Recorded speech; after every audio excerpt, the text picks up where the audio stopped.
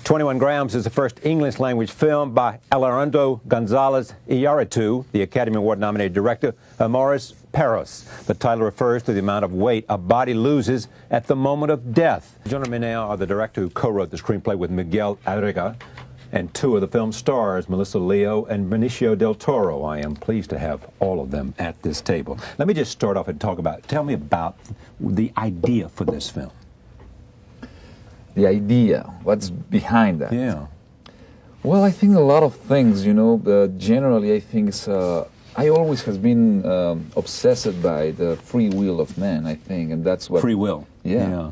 And I think that sometimes, you know, God, you know, destiny or whatever we want to call, you know, send us some things that happen beyond our understanding, but at the same time we can confront that with our decisions. And where that line, I always remember since I was a kid, that I always discuss with some Catholic people that want to teach me some morals and ethics. Say, well, but if God knows everything, why Judas exists? You know what I mean? That was written. Yes, exactly. No, but he has the free will to not betray Jesus and say, well, but he did it because Jesus tell him. So when is that line when you really are your own architecture of your destiny, and how, when is that written, you know? And I think both films, Amores Perros and 21 Grams, explore the same. And I think with Guillermo Arriaga, who wrote this beautiful thing, and we discussed in the beginning that, you know, that particular thing, moment of life, when really things are written and when we construct that to happen, you know, and what we can do about it. The car accident. There's both a car accident in this film, and there's also a car accident that's central to Amores Perros. Yes. What's that? I mean, are you... Well, I think are these linked?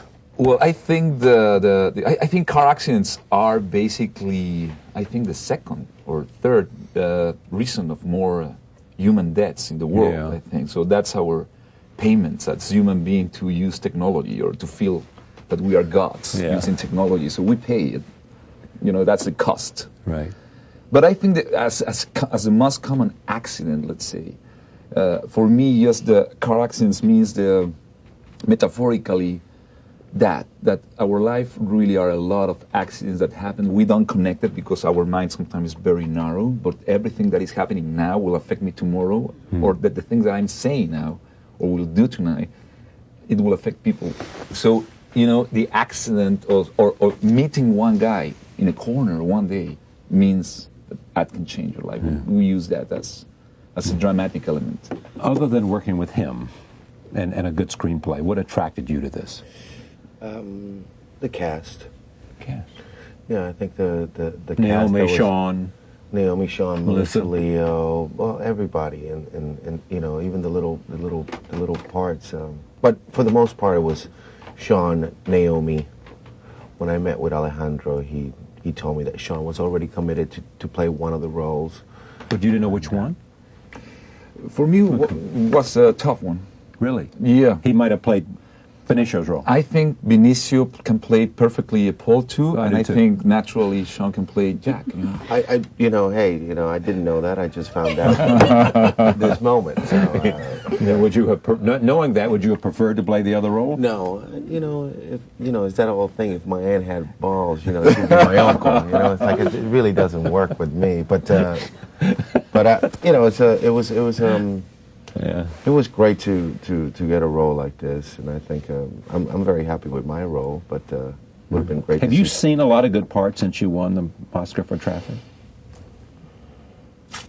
Movies are made with a team. There are very many. There are variables that come to play to make a good movie, and not many, to be honest with you. But I'm very picky, and this one was one that came my way, and it was like, okay, right cast, interesting story, and a director that I like his work. But is it different working with him because of the way he tells a story? I mean, this is no straight narrative that you're dealing with here.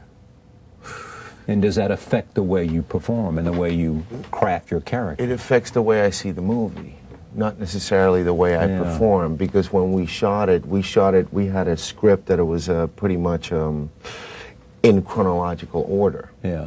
So I work the same way. It's his job to capture it, you know, and it's the job of the director and the editor to put it together. But what is different is when I see the final product, it's a little bit different because of the structure, that Alejandro and Guillermo, you know, have, that the script had. This is a great relationship the two of you have, isn't it? Guillermo. Yeah. It's like a good marriage. You know? Is that right? You know, you fight and then you love the next day. When did you first, we're talking about the screenwriting, when did you first meet him? In 96. Before you were making movies, when you were doing commercials? Or? Yes, I was doing commercials. I did a pilot for TV, and then I did some theater in Mexico too. Weren't you a disc jockey too for a while in Mexico? Yeah, I have a show 3 hours daily. You know, I was the director of this rock and roll radio station, so I did exactly entertaining people 3 hours, creating characters and doing things. But you tell stories differently than most directors I know, don't you? Wouldn't you agree with that, Melissa? Mm-hmm. Yes. I mean, I've seen the movie twice.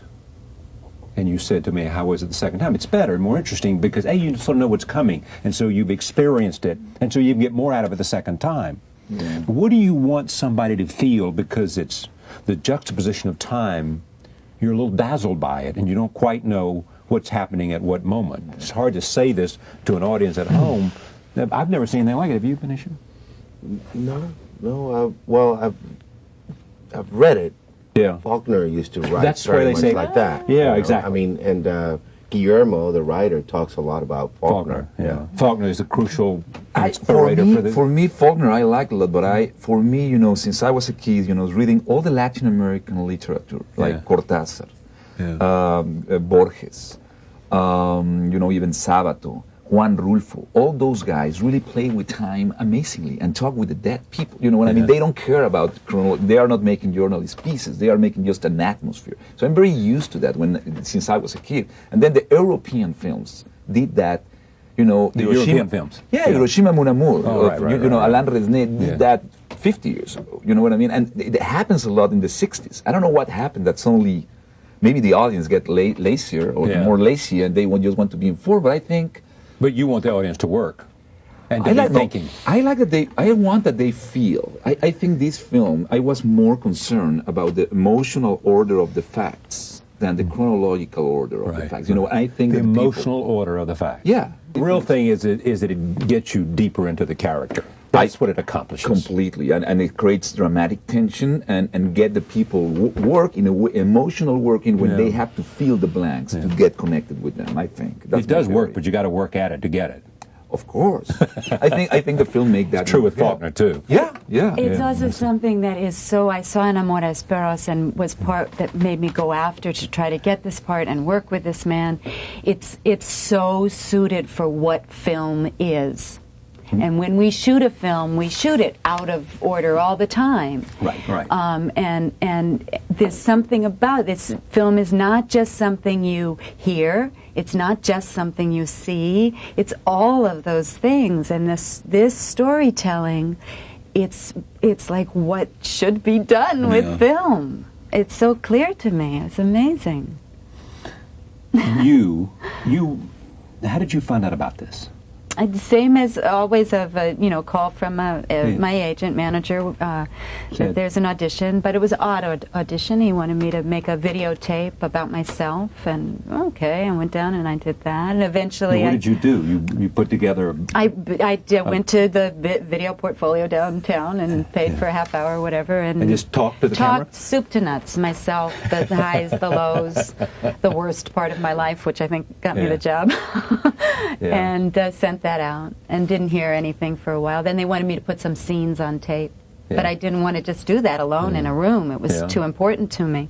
So eventually I said no, I didn't want to do that, but they eventually sent the casting director, Francine Maisler, who totally my champion in this. But there's a story that you paid your own way, and eventually, out to Los Angeles so that you could see him in person. Because even after doing the scenes with Francine, clearly there was interest, but it wasn't my part yet. Yeah. And I said, I know what has to happen. What has to happen is I have to be in a room with this man, and I will fly myself out there will he see me? And so you saw her, and then you said, she's perfect? Yeah, yeah. And there's, you know, I knew that she was her. You know what I mean? I think that, and something, you know, originally, Catherine Caltridge will work in her part, and Catherine just suddenly died. This English actress that died, you know, and this was 3 months before the start of shooting, and I was completely panicked, and suddenly I saw Melissa in the tape, and I said, she is the character. You know what I mean? So like, just to see her in the way that, I think one of the toughest jobs of my job, one of the most torture processes is casting, because is when I can immediately destroy any script. You know what I mean? I think that's the 80 or 90% of my job, is to find the right spirit to put the flesh in that. If you do that, you can destroy the script. One single guy that is miscast, it can destroy everything. You know what I mean? Yeah. It has been great films that I have a problem with one guy who always is, Because he upsets the balance, or? Yeah, you have to find the balance, the spirit, the belief. You know what I mean? And when I met Melissa and I saw that in that tape, I find all the resources and all the things that I was trying to get in that character. So, you know, it was very powerful. Let me take a look at the scene. Roll tape. Here's one scene from 21 Grams. The guilt will suck you down to the bone.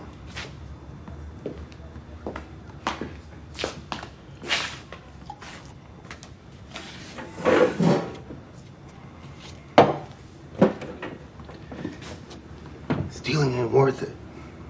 Going to church, reading the Bible, and believing in Jesus, brother, that's your ticket. We were talking about this young man who's in this scene. Just tell me the story quickly. No, I was trying to find a boy, you know, the character, and again, these real people in Memphis just show up, and this guy was, Memphis, this line of guys, young guys, and he has, you know, a trouble thing, and I say, okay, guys, you know, wait, sorry, I'm 30 minutes late. How long you can be here? And everybody was like, oh, whatever you need, whatever. And he said, as soon as possible. Really? Yeah, I want to go out from here. So he was so, you know, was so secure and so, and I said, this is the guy. You know, he was playing exactly what we were trying to get. Yeah. Do you want to direct a film? I think if I find a story that I want to tell, then yeah. Is this something you want to do for a while? There's things, you know, but it's like, it's whatever, you know, whatever comes my way. But I right now, to direct, you know, there's the Rum Diary, the Hunter S. Thompson book. Hunter Thompson, you know, that I'm very interested, but Right. we're still working with like the logistics and the lawyers and the things and that. Yeah, all right. But here's my question. I was leading to the notion: do you watch someone? If you're thinking about that in your head, are you watching Alejandro? Watching? Just one part of you is watching a director saying. Completely. He's been under my microscope quite a bit. Yeah, and he's terrific. Terrific, and you know, one thing that is, and it's not taking away from him as an artist. It's like he surrounds himself with great actors, and he's allowed to like steer them in the right direction, you know, and that's a gift. You know, it's like it's hard to get talented people because in one room because they all have a little bit of an ego. Yeah. You know, if you're talented, you're going to have a little bit of an ego, and you know how to adjust with that and.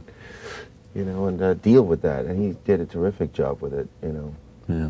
He said casting. I mean, when you look at this cast, did you say, man, this is going to be, even with all of my talent, which... It was a gigantic opportunity, and if ever there was a time when I felt unsure, it was the few days before shooting in the hotel room in Memphis. Yeah. What am I doing here?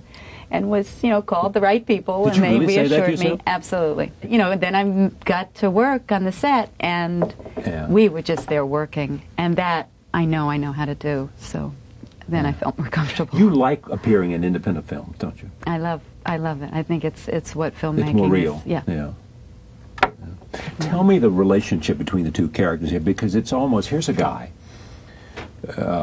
prison record, alcoholic in this film. And he's found God, and he's on the road to what? Basically, I am on the road, you know, when the accident happens, I'm on the road to my birthday.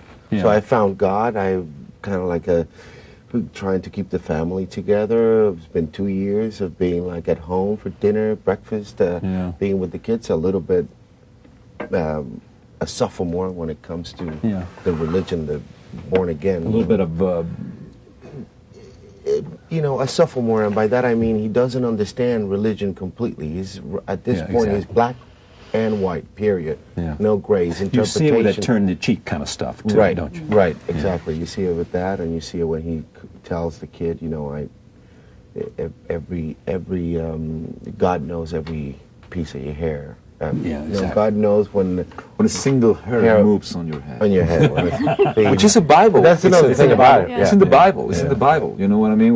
You know, I always knew that line. I remember that I said to him, we have to look for that line because that exists. It's not something that I invent. I remember that teacher saying that. But your character, it appears, is a little bit happier with the older guy than with the former. Because it's not quite so simple like that, but I think that she knew him, that it was him, and when he was angry, he'd be angry, and when he was loving, he'd be loving, and now he's not himself, and I don't know that she buys that he believes. She doesn't know that it's genuine. I don't know. I don't know that it. Yeah, exactly. That and so, but.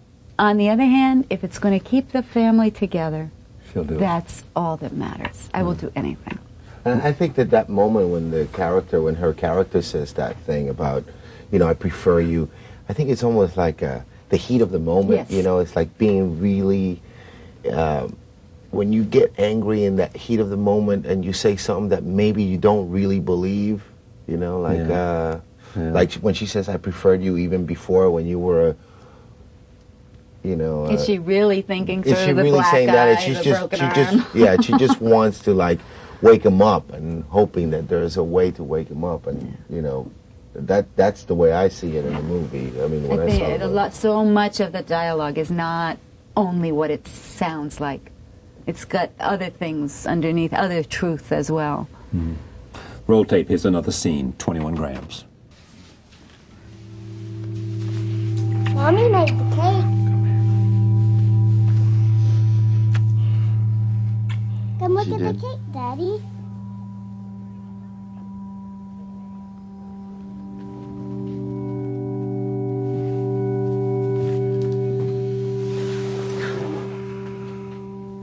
Come on, Daddy. Tell me about the casting kids. I mean, did you do that? I mean, I know you did it, but yeah, well, was a girl who was working in Memphis, and she was getting kids from all around there. You know what I mean? Not they weren't from Memphis.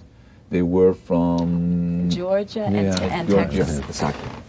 So we have this accident, which brings these characters together. What do they share, these three characters? One, Sean, who is a guy waiting for a transplant. The other is Naomi, who is the wife of the guy who he kills in the car. And Benicio.